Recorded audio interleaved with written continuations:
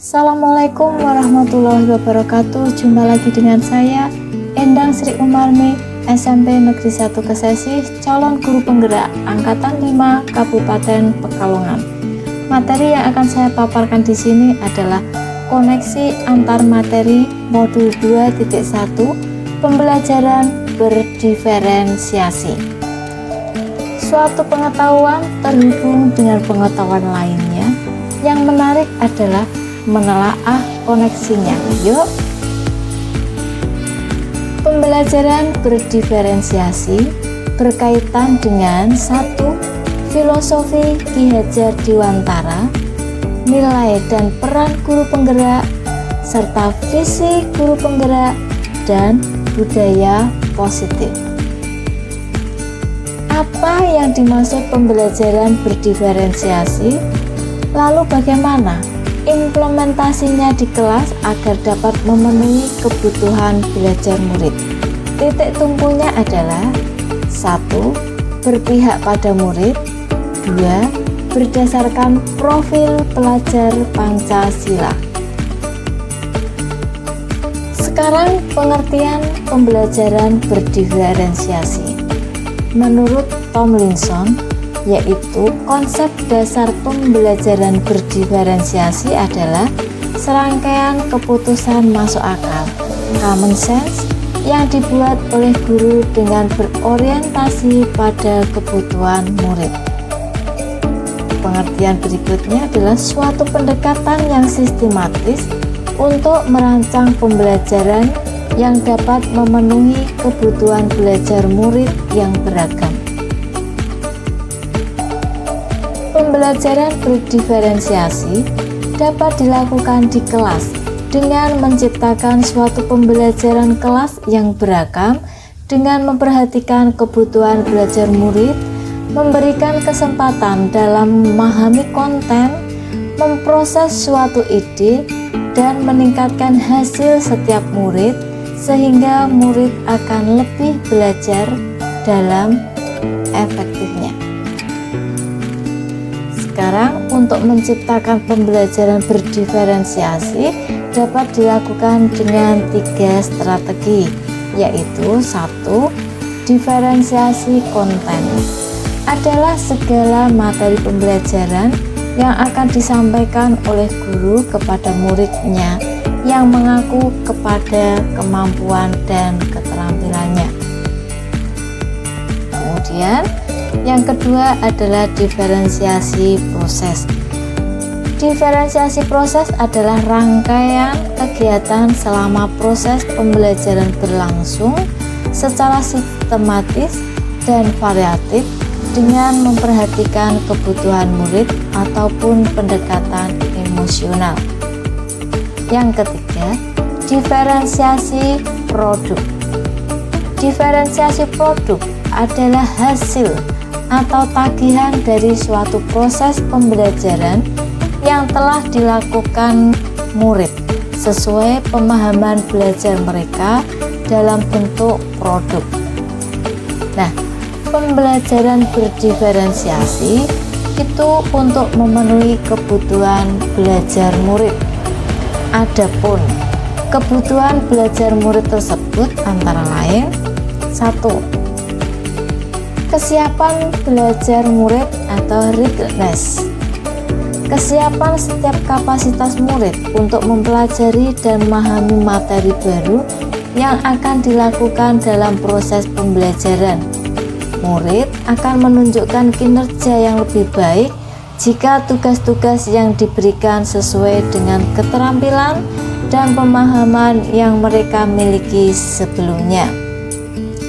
Kemudian, berdasarkan minat belajar murid, salah satu hal terpenting yang dapat memotivasi murid untuk terlibat aktif dalam proses pembelajaran karena pembelajaran diberikan dengan memperhatikan apa yang mereka sukai. Tugas-tugas yang diberikan akan memicu keingintahuan atau hasrat dalam diri seorang murid, menciptakan situasi pembelajaran yang menarik perhatian murid, misalnya dengan humor, menciptakan kejutan-kejutan, dan sebagainya. menciptakan konteks pembelajaran tidak kalah pentingnya dan dikaitkan dengan minat individu murid.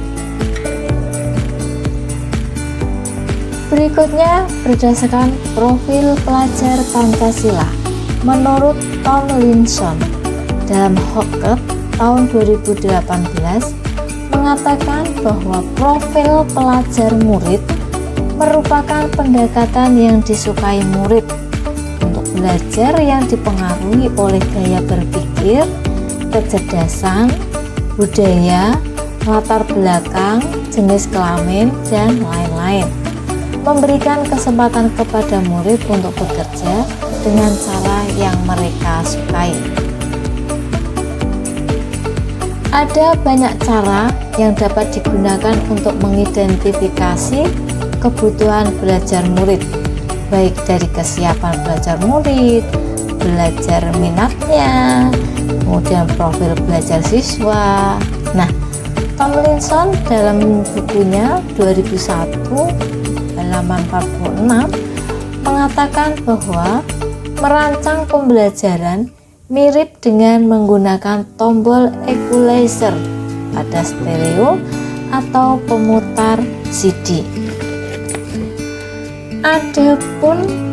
Ada 6 perspektif kontinum dengan mengadaptasi alat yang disebut equalizer yang diperkenalkan oleh Tomlinson, yaitu yang pertama bersifat mendasar atau bisa juga bersifat transformatif.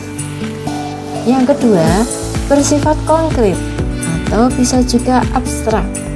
Ketiga bersifat sederhana atau kompleksitas.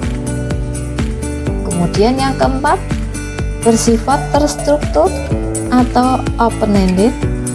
Kelima bisa bersifat tergantung atau mandiri, dan yang terakhir bersifat lambat atau cepat.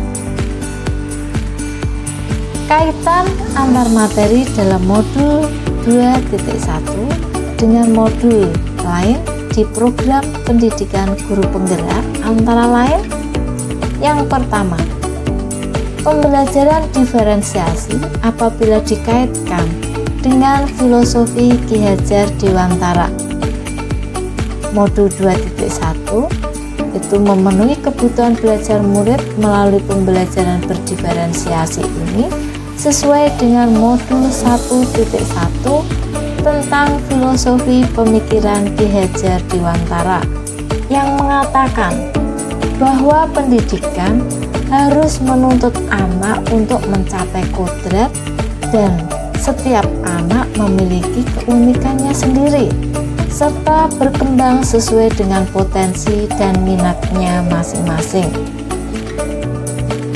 Guru bertindak sebagai pamong agar anak tidak kehilangan arah dan mencapai kebahagiaan serta keselamatan setinggi-tingginya. Pembelajaran berdiferensiasi ini sangat mendukung upaya guru dalam usaha memenuhi kebutuhan belajar murid yang beragam dan dalam prosesnya selalu berorientasi pada keberpihakan kepada murid. Koneksi kedua yaitu antara modul 1.2 yaitu nilai dan peran guru penggerak, kaitannya dengan pembelajaran berdiferensiasi. Begini, dalam memetakan kebutuhan belajar murid dibutuhkan guru yang memiliki nilai-nilai reflektif terhadap proses pembelajaran yang sudah dilakukan bersama murid. Guru juga harus inovatif dalam membuat media pembelajaran yang sesuai dengan kebutuhan murid dan harus mampu berkolaborasi dengan murid, sesama guru, dan orang tua murid untuk mendapatkan informasi tentang karakter belajar murid. Nah, berikutnya kaitan antara guru pembelajaran berdiferensiasi dengan visi guru penggerak, yaitu Dalam modul 1.3, guru penggerak memiliki visi untuk melakukan perubahan positif dalam pembelajaran yang berpihak pada murid dengan memperhatikan kebutuhan belajar murid atau pembelajaran berdiferensiasi, yaitu dengan strategi pendekatan IA. Strategi pendekatan IA menggunakan tahapan Bagja. B. Buat pertanyaan terkait pemetakan kebutuhan belajar siswa. A. Ambil pelajaran dari apa yang sudah pernah dilakukan. G. Gali mimpi, yaitu tentang kondisi ideal yang akan terjadi dalam proses pembelajaran. C. Jabarkan rencana melalui 3 strategi pembelajaran berdiferensiasi. Terakhir, A. Atur eksekusi dengan melakukan penilaian sesuai kebutuhan belajar siswa. Kaitan antara pembelajaran diferensiasi dengan budaya positif adalah bahwa pembelajaran berdiferensiasi akan dapat dilakukan dengan baik dan sesuai dengan yang diharapkan jika didukung dengan lingkungan yang menerapkan budaya positif di sekolah. Guru memiliki peran penting dalam membentuk atmosfer lingkungan yang positif. Lingkungan yang positif akan terwujud karena adanya budaya positif yang lahir dari disiplin internal dalam komunikasi belajar. Terima kasih. Salam guru penggerak. Wassalamualaikum warahmatullahi wabarakatuh.